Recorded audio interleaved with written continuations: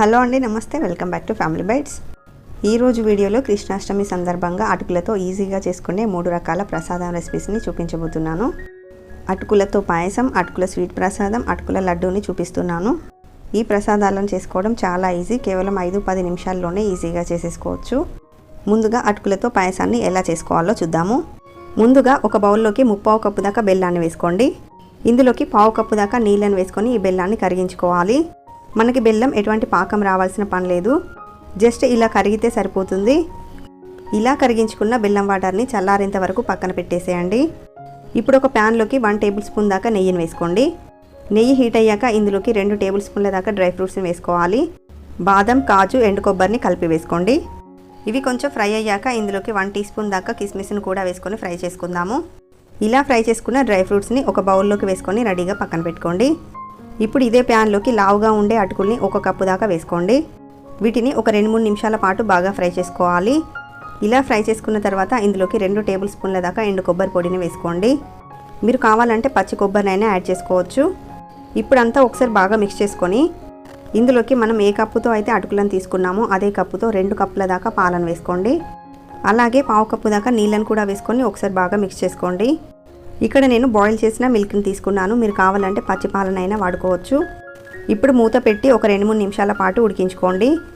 చూడండి, మనకి ఇలా అటుకులు సాఫ్ట్గా ఉడికాక ఇప్పుడు ఇందులోకి 1/2 టీ స్పూన్ దాకా యాలకుల పొడిని, మనం ఫ్రై చేసి పెట్టుకున్న డ్రై ఫ్రూట్స్ని వేసి ఒకసారి బాగా మిక్స్ చేసుకోండి. ఇలా అంతా కలిసేలాగా కలుపుకున్న తర్వాత ఇప్పుడు స్టవ్ ఆఫ్ చేసేసి ఈ పాయసాన్ని ఒక 5 నిమిషాల పాటు చల్లారనివ్వాలి. మనం వేడి మీదే బెల్లం వాటర్ని వేసామంటే పాలు విరిగిపోతాయి.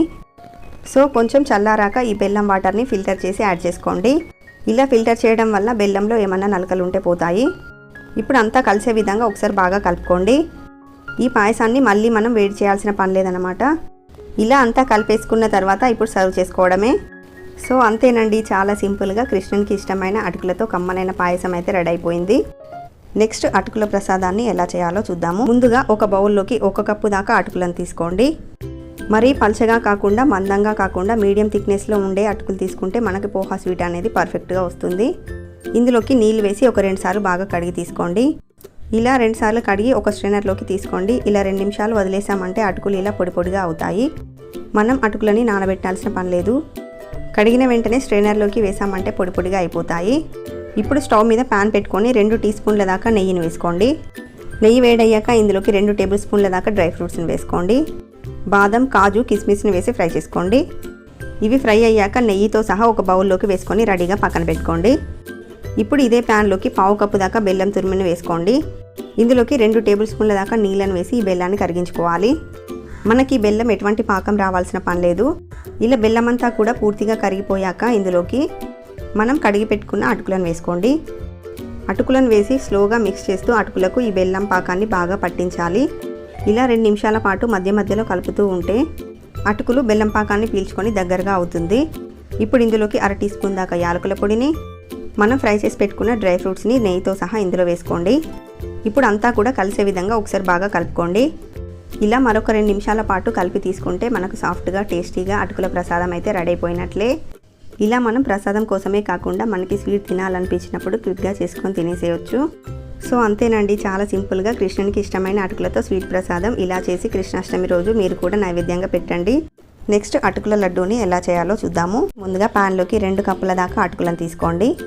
లావుగా ఉండే అటుకులను తీసుకోండి, అప్పుడే మనకి లడ్డూలు అనేవి బాగా వస్తాయి. మంటని లో టు మీడియం ఫ్లేమ్లో పెట్టుకొని ఒక 2-3 నిమిషాల పాటు బాగా ఫ్రై చేసుకోవాలి. మనం ఇలా 2 నిమిషాల పాటు ఫ్రై చేస్తూ ఉంటే ఇవి క్రిస్పీగా అవుతాయి. ఇలా క్రిస్పీగా అయ్యాక ఇప్పుడు స్టవ్ ఆఫ్ చేసేసి వీటిని ఒక ప్లేట్లోకి వేసుకుందాము. ఇవి కొంచెం చల్లారాక ఈ అటుకులను మిక్సీ జార్లోకి వేసుకుందాము. అటుకులు మొత్తాన్ని వేసేసి ఇందులోనే 2 కప్పుల అటుకులకి 3/4 కప్పు దాకా తురిమిన బెల్లాన్ని వేసుకోండి. ఇప్పుడు ఈ అటుకులు బెల్లాన్ని కలిపి కొంచెం బరకగా గ్రైండ్ చేసుకోవాలి. ఇలా బరకగా ఉంటేనే మనకి లడ్డు టేస్ట్ అనేది తినేటప్పుడు బాగుంటుంది. ఇలా గ్రైండ్ చేసుకున్న తర్వాత ఇప్పుడు స్టవ్ మీద ప్యాన్ పెట్టుకొని 2 టేబుల్ స్పూన్ల దాకా నెయ్యిని వేసుకోండి. నెయ్యి వేడయ్యాక ఇందులోకి 2 టేబుల్ స్పూన్ల దాకా డ్రై ఫ్రూట్స్ని వేసుకొని ఫ్రై చేసుకోండి.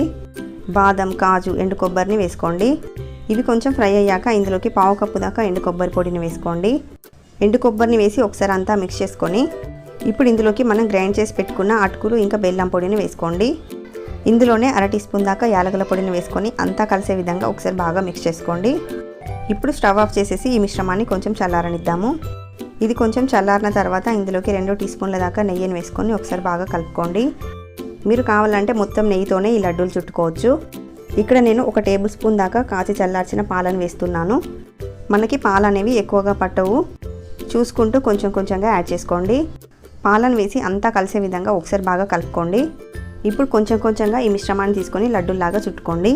మీకు నచ్చిన సైజులో ఈ లడ్డూలను తయారు చేసుకోండి. అన్ని లడ్డూలను కూడా ఇదే విధంగా ప్రిపేర్ చేసుకోండి.